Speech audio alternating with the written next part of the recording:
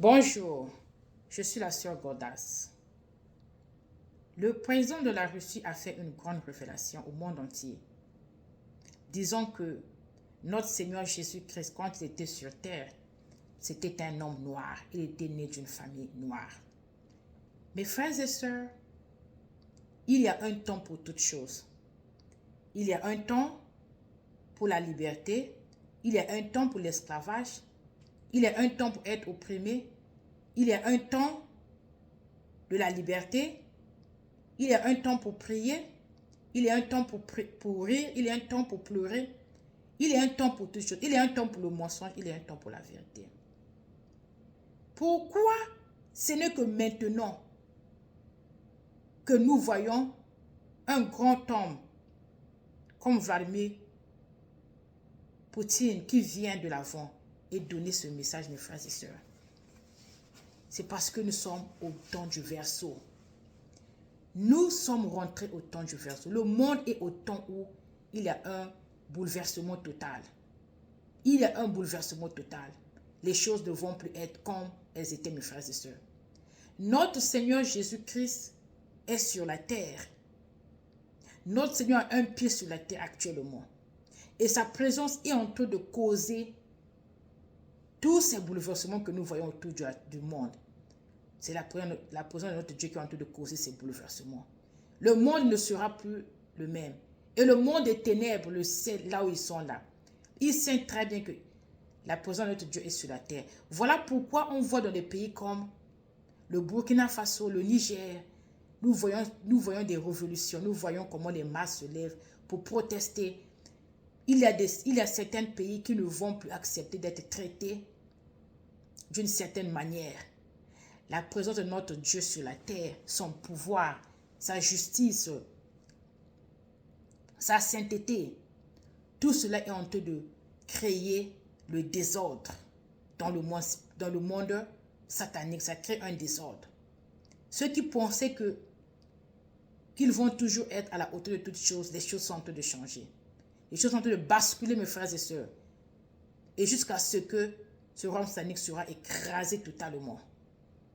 Et le royaume de la terre sera donné entre les mains des saints de l'Éternel, comme il est écrit dans la Bible. Mes frères et sœurs, quand nous avons tous grandi, quand je grandissais, je m'étais dit que j'étais gentle. J'ai reçu le Seigneur en 2019. Je l'ai reçu en tant que gentil, pas en tant que hébreu. Ce n'est que plus tard que j'ai eu cette révélation des Hébreux de la Bible. Je n'ai pas eu de problème avec cela. J'ai toujours cru à mon Dieu. Aujourd'hui, il y a des gens qui sont en train de venir, surtout ceux qui ne sont pas de la race blanche. Il y a des gens qui ne veulent même pas accepter la vérité. Il y a des gens qui sont très fâchés. Ce que Vladimir Poutine a dit. Il y a des gens qui disent que c'est le mensonge. Ce n'est pas le mensonge. Notre Dieu qui a révélé les choses à nos ancêtres, ce même Dieu est en train de travailler de la même façon. Ce même Dieu n'a jamais changé, mes frères et sœurs. De la même manière que ce Dieu-là a fait des révélations à nos ancêtres, à Joseph,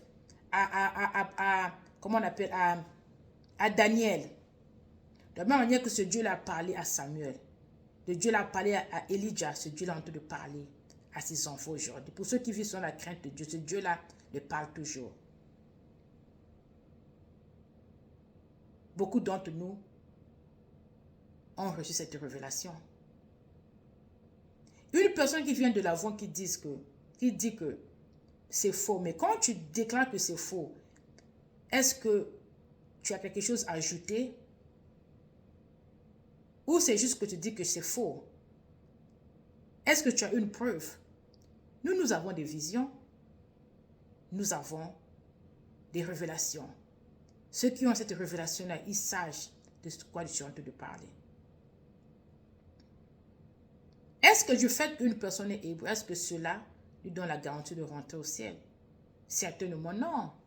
Parce que même quand nous lisons le livre de l'Apocalypse, dans le chapitre où les tribus d'Israël ont reçu le sceau, on n'a pas dit que non, tout le tribu de Juda a reçu le sceau. On a donné un nom spécifique.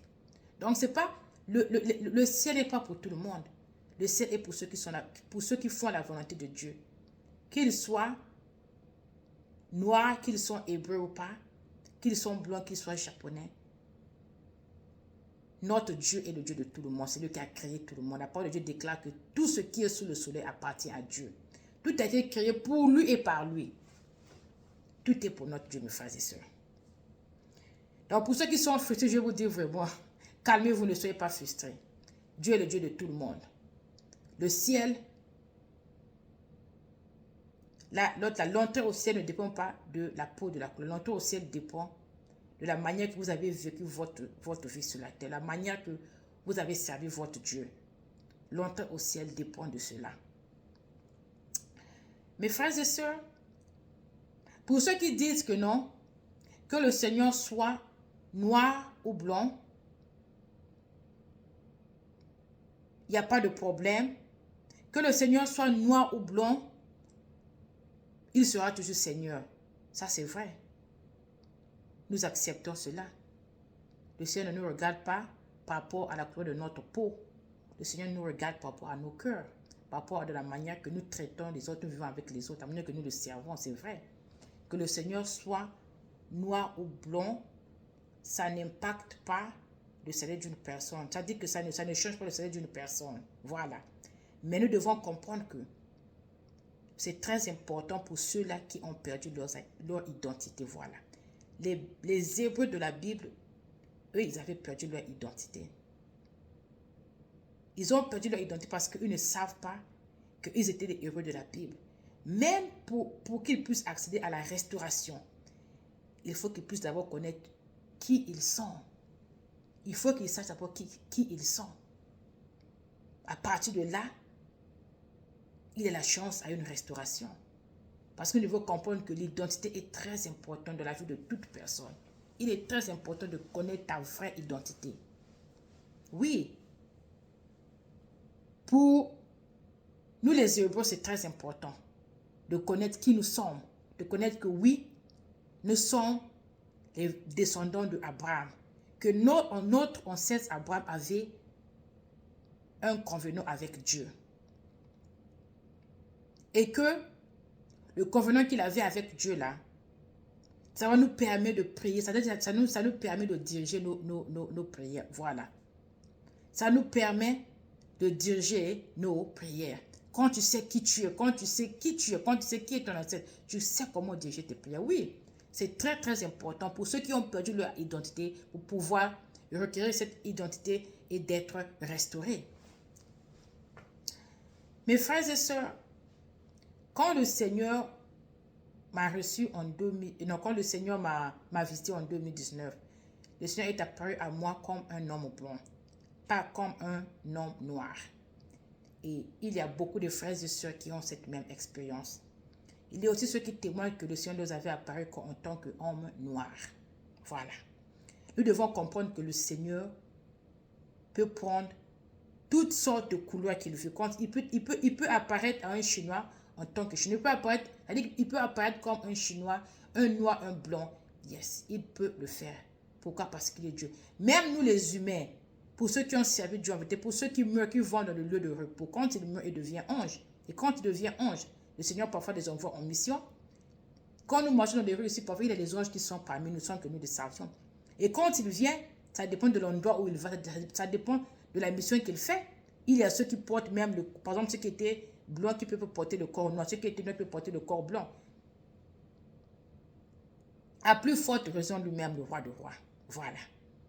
Donc, le Seigneur peut apparaître avec n'importe quelle couleur de la peau qu'il veut. Mais quand il était sur terre, il était un homme noir.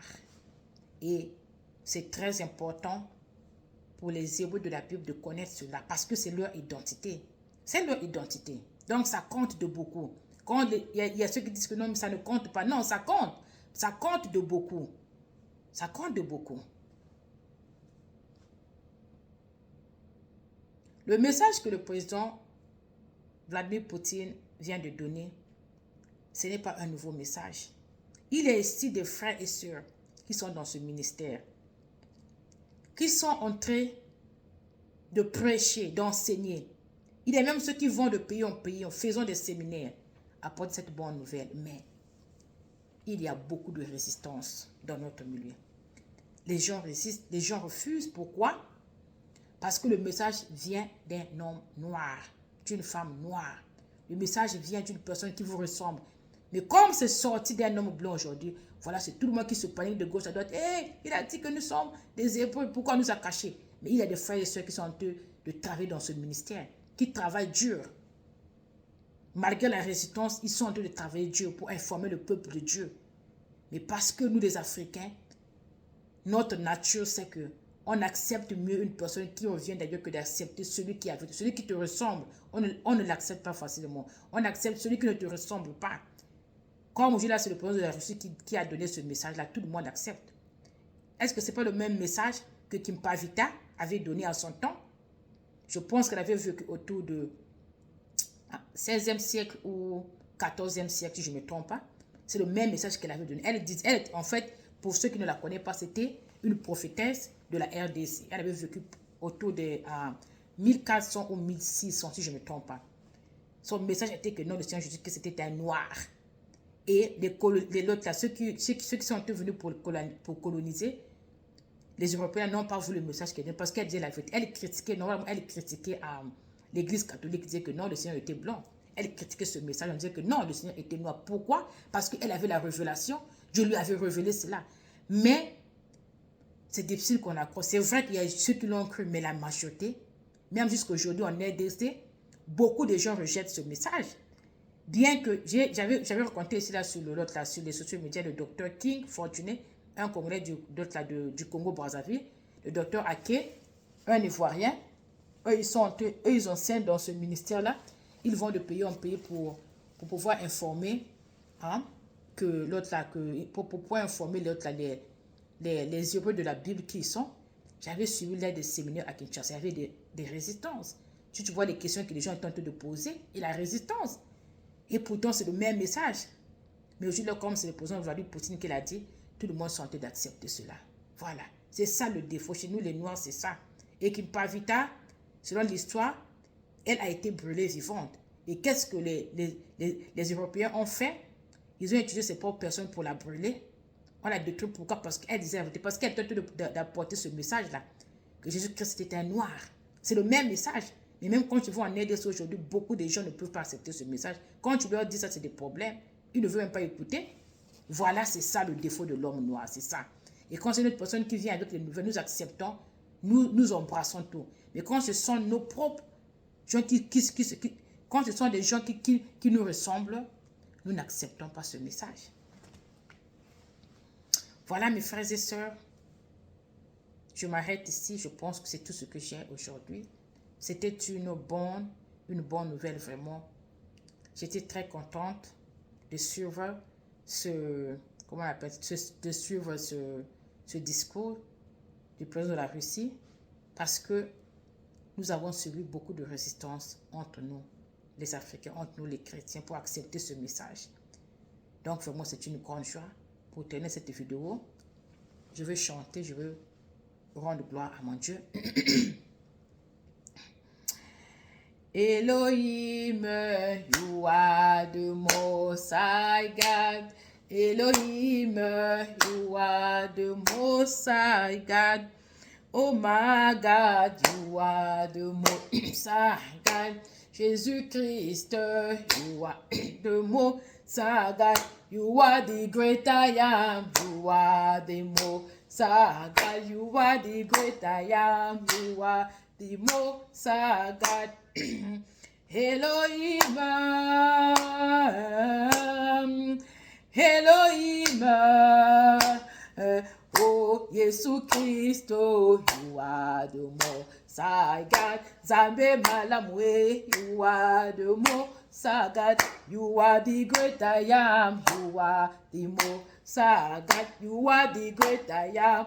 you are the most high God. Zambe malamwe, you are the most high God. Zambe nabisoe, you are the most high God. Ibanga natalwe, you are the most high God. Zambe nabikamwa, you are the most high God. Yesu nabisoe, you are the most high God. You are the great I am. You are the most high God. Zambe malamwe, you are the most high God. Zambe nabisoe, you are the most high God. You are the great I am. You are the most high God. You are the great I am. You are the most high God. Yesu Masiya, you are the most high God. The banga natalo, you are the most high God. Elohim, Elohim,